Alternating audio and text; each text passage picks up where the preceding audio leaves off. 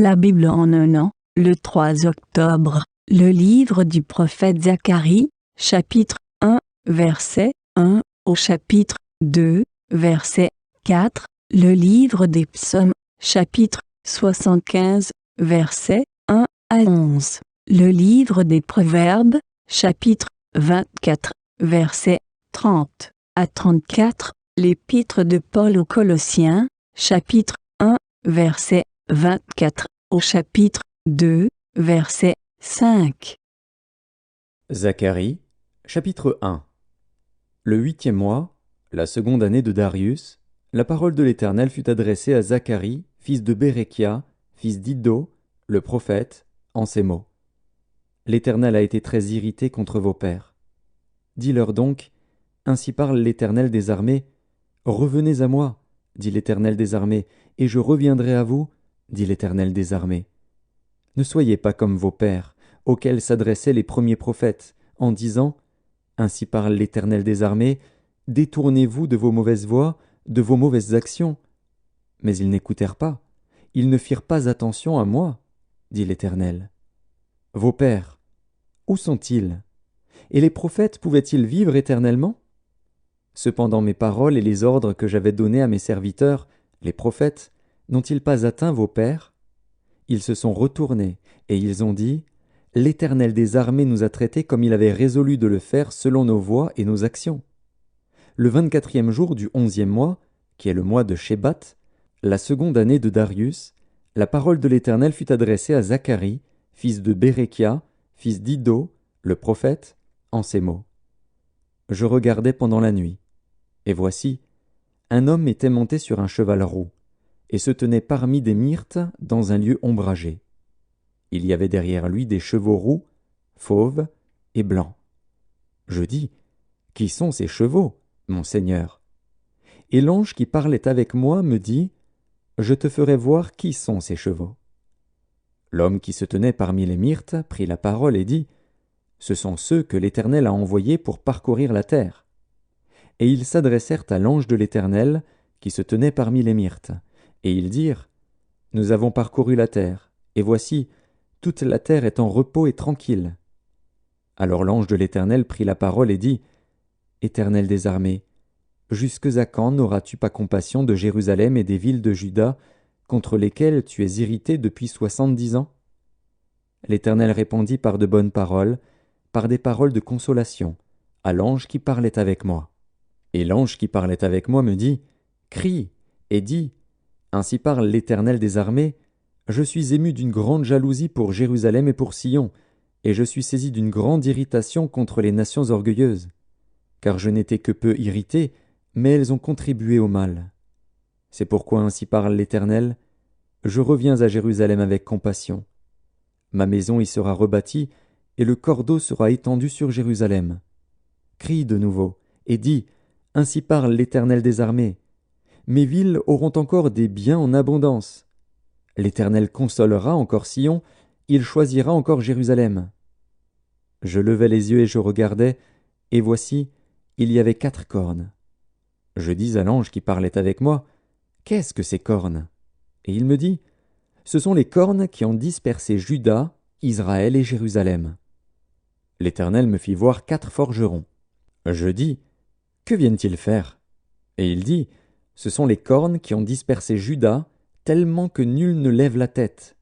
Et ces forgerons sont venus pour les effrayer, et pour abattre les cornes des nations qui ont levé la corne contre le pays de Juda, afin d'en disperser les habitants. Zacharie, chapitre 2. Je levai les yeux et je regardai, et voici, il y avait un homme tenant dans la main un cordeau pour mesurer. Je dis, où vas-tu? Et il me dit, je vais mesurer Jérusalem, pour voir de quelle largeur et de quelle longueur elle doit être. Et voici, l'ange qui parlait avec moi s'avança, et un autre ange vint à sa rencontre. Il lui dit, cours, parle à ce jeune homme, et dis, Jérusalem sera une ville ouverte, à cause de la multitude d'hommes et de bêtes qui seront au milieu d'elle. Psaume 75, au chef des chantres, ne détruis pas, psaume d'Asaph, cantique. Nous te louons, ô Dieu, nous te louons. ton nom est dans nos bouches, nous publions tes merveilles. Autant que j'aurai fixé, je jugerai avec droiture, la terre tremble avec tous ceux qui l'habitent, moi j'affermis ses colonnes. Je dis à ceux qui se glorifient, ne vous glorifiez pas, et aux méchants, n'élevez pas la tête. N'élevez pas si haut votre tête, ne parlez pas avec tant d'arrogance, car ce n'est ni de l'Orient, ni de l'Occident, ni du désert que vient l'élévation. Mais Dieu est celui qui juge. Il abaisse l'un et il élève l'autre. Il y a dans la main de l'Éternel une coupe où fermente un vin plein de mélange, et il en verse. Tous les méchants de la terre sucent, boivent jusqu'à la lie. Je publierai ces choses à jamais, je chanterai en l'honneur du Dieu de Jacob, et j'abattrai toutes les forces des méchants, les forces du juste seront élevées.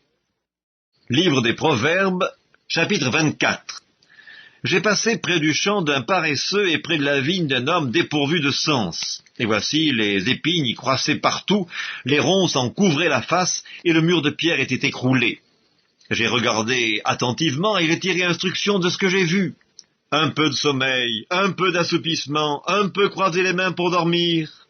Et la pauvreté te surprendra comme un rôdeur, et la disette comme un homme en armes. Épître de Paul aux Colossiens, chapitre 1er. Je me réjouis maintenant dans mes souffrances pour vous. Et ce qui manque aux souffrances de Christ, je l'achève en ma chair, pour son corps, qui est l'Église. C'est d'elle que j'ai été fait ministre, selon la charge que Dieu m'a donnée auprès de vous, afin que j'annonçasse pleinement la parole de Dieu, le mystère caché de tout temps et dans tous les âges, mais révélé maintenant à ses saints, à qui Dieu a voulu faire connaître quelle est la glorieuse richesse de ce mystère parmi les païens, savoir Christ en vous, l'espérance de la gloire. C'est lui que nous annonçons, exhortant tout homme et instruisant tout homme en toute sagesse, afin de présenter à Dieu tout homme devenu parfait en Christ. C'est à quoi je travaille, en combattant avec sa force qui agit puissamment en moi. Épître de Paul aux Colossiens, chapitre 2. Je veux en effet que vous sachiez combien est grand le combat que je soutiens pour vous, et pour ceux qui sont à Laodicée, et pour tous ceux qui n'ont pas vu mon visage en la chair, afin qu'ils aient le cœur rempli de consolation, qu'ils soient unis dans la charité et enrichis d'une pleine intelligence, pour connaître le mystère de Dieu, savoir Christ. Mystère dans lequel sont cachés tous les trésors de la sagesse et de la science. Je dis cela afin que personne ne vous trompe par des discours séduisants.